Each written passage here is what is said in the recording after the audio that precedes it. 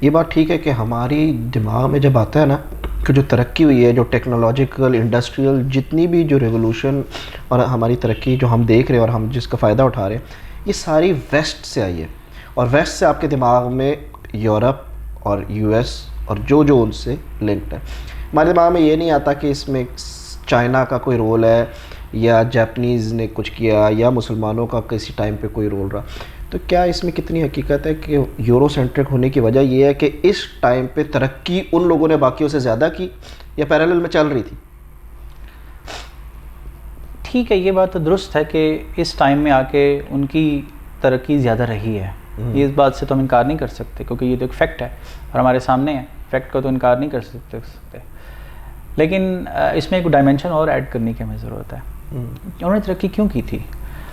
Colonialism کو اس کے ساتھ جوڑنے کی ضرورت ہے کہ یہاں پر آئے تھے اور یہاں پر آنے کے بعد انہوں نے ایک تو یہ کیا کہ جس ہندوستان میں اب تو یہ اسٹڈیز آ چکی ہیں نا، ہندوستان میں جب یہ لوگ آئے اس وقت ہندوستان کا GDP کیا تھا اور جب گئے تو کیا تھا. بالکل. پھر دوسری بات کہ ہندوستان کے جو کا ایجوکیشنل سسٹم جو تھا اس کو ڈسٹروائے کرنے میں انہوں نے کتنا کردار ادا کیا. یعنی مثال کے طور پہ ہمارے ہاں یہ مغل کے دور میں عام اصول تھا کہ کسی بھی علاقے کے اندر جب بچے کچھ ہو جاتے جو ایک خاص عمر میں طلبہ پڑھنے کے قابل ہوتے تو اس میں جو اس علاقے کی جو محصول ہوتی تھی، محصول کا مطلب ہے کہ جو وہاں سے کاشت ہوتی تھی اس میں سے جو حکومت کو جو پورشن جانا ہوتا تھا اس میں سے استاد کی تنخواہ مقرر ہو جاتی تھی کہ یہیں سے پورے سال کی استاد کو تنخواہ مل جائے گی. جب انگریز آئے تو انہوں نے مختلف کام کیے.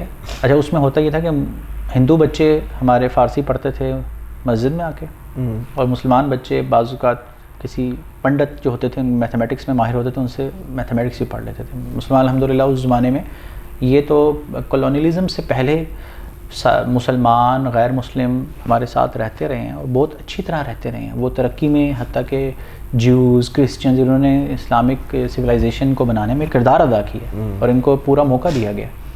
یعنی موسیٰ بن میمون ایک بہت بڑی شخصیت شمار، ریم بیم بھی کہتے ہیں ان کو، یہ شمار ہوتے ہیں کرسچنز میں، اور ان کی جو فقہ مرتب کرنے والے نا کمپائل کرنے والے شمار ہوتے ہیں. یہ جب آئے تھے ادھر ایسٹ میں تو صلاح الدین ایوبی کے یہ وہ تھے، ان کے طبیب تھے، شاہی طبیب تھے، شاہی طبیب تھے، ان کو مقرر کیا کیونکہ ماہر تھے اس کے اندر. یہ چیز رہی ہے. اچھا خیر، جب وہ ادھر گئے انگریز وغیرہ آئے تو انہوں نے کیا کیا، انہوں نے کہا کہ ٹیچرز کو تنخواہیں جو ملیں گی نا وہ ان کو سینٹر میں آنا پڑے گا، مرکز میں، وہاں سے آ کے پک کریں اپنی تنخواہیں. اچھا، اس کا امپیکٹ کیا پڑا؟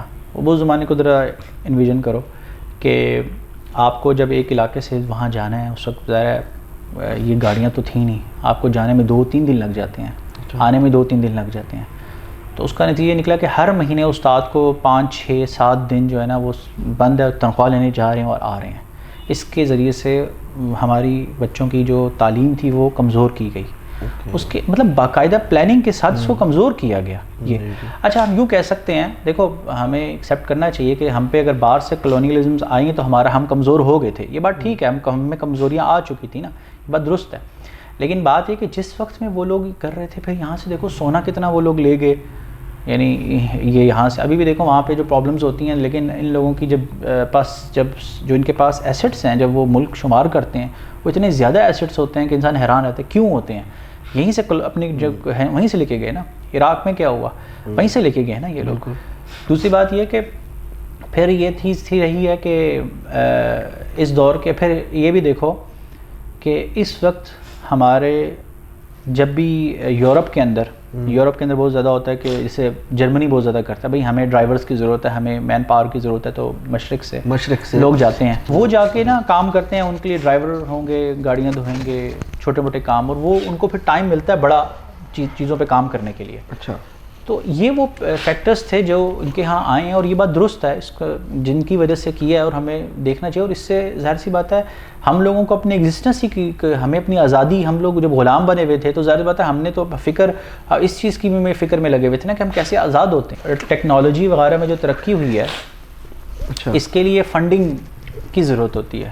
یہ کہیں بھی میں اور تم بیٹھ کے جتنی بھی ریسرچ کر لیں نا وہ کوئی اتنا بڑا امپیکٹ نہیں لا سکتی. ان کے لیے فنڈنگ کی ضرورت ہوتی ہے. مطلب اگر آپ یہ ناسا وغیرہ جتنے ایکسپیریمنٹس کرتے ہیں ان پہ خرچہ ہوتا ہے, یہ کہاں سے آتا ہے؟ اب ظاہر سی بات ہے ہمارے ہاں یہ نہیں ہے کہ دماغ نہیں تھے, وہ سوچتے نہیں تھے, سب کچھ کرتے تھے, لیکن ان کے پاس اتنا سرمایہ نہیں ہوتا تھا کہ ان کو فنڈنگ. یہی بات ہے کہ یہاں سے لوگ باہر جاتے ہیں یونیورسٹیز میں, دے پرفارم ویری ویل, تو اس کو ایکسیپٹ کیا جاتا ہے. وہاں پہ لوگ بھی مانتے ہیں. بہت سی یعنی ناسا میں اور گوگل میں اور بہت سی جگہوں پہ یہاں کے سب کانٹیننٹ کے لوگ ہیں جو کہ یا تو ٹاپ پوزیشنز پہ بیٹھے ہیں, یا آئی ٹی اور یہ جتنا بھی وہ ہے ان پاکستانی اور یہ باقی اس خطے کے جو بیسکلی وہ کریم اٹھا لیتے ہیں, اٹھا لے یہاں سے لوگ اٹھاتے ہیں. جس طرح اس سے کہتے ہیں برین ڈیڈ, جس طریقے سے ابھی بھی پاکستان میں جو انفلیشن آ رہی ہے اس کی وجہ سے پچھلے 6 مہینے میں 8 لاکھ پڑھا لکھا یوتھ یہاں سے چلا گیا. یعنی کہ ایک سوسائٹی برین ڈیڈ سوسائٹی ہو جائے گی. جو بھی پڑھ کے جو سارا محنت کی ہے وہ باہر جائے گا اور ان کے سسٹم میں حصہ بن جائے گا اور ان سے فلرش کرے گا. اس کا مقصد یہ ہوا اس پوری بات کا, حتیٰ کہ ہم لوگ جو فری لینسنگ, میں بھی فری لینسنگ 15 سال سے کر رہا ہوں, پروگرامنگ کر رہا ہوں, تمہیں پتہ ہی ہے. تو میں جتنے پروجیکٹس کرتا ہوں وہ یا امریکہ سے آ رہی ہیں یا یورپ کی کسی کنٹری سے آ رہے ہیں. کچھ پروجیکٹس ایسے بھی ہیں جو یو اے ای سے کیے ہیں. اچھا ٹھیک ہے, وہ پے کرتے ہیں, اس کے سے ڈالرز ہم آتے ہیں, لیکن انفراسٹرکچر ان کے بنانے میں پارٹیسپیٹ کر رہا ہوں, کیونکہ میں اپنے ملک کے اندر اتنے پروجیکٹس ہی نہیں ہیں کہ جہاں پر میری یہ صلاحیت جو ہے وہ اس کو میں استعمال کر سکوں اور اس سے ارن کر سکوں. تو اب حتیٰ کہ یہاں پر ورنہ اتنا ٹیلنٹ ہے ماشاءاللہ لوگوں کے پاس اور وہ کر سکتے ہیں, لیکن ہمارے پاس کوئی ایسی چیز نہیں ہے کہ اس ٹیلنٹ کو پوری طرح استعمال انلیش کیا جائے, پوری طرح استعمال کیا جائے. ہمارے پاس ہے نہیں ہمارے پاس. تو یہ پرابلم جو آ رہی ہے کہ ہم لوگ کیوں نہیں کیا, یہ ملٹی ڈائمینشنل پرابلم ہے. مطلب یہ ایک آپ بیچ میں سے ایک چیز اٹھا کے اگر بات کریں کہ یار نہیں کیا تو آپ باقی چیزوں کو چھوڑ دیں, تو ایسا ہو نہیں سکتا.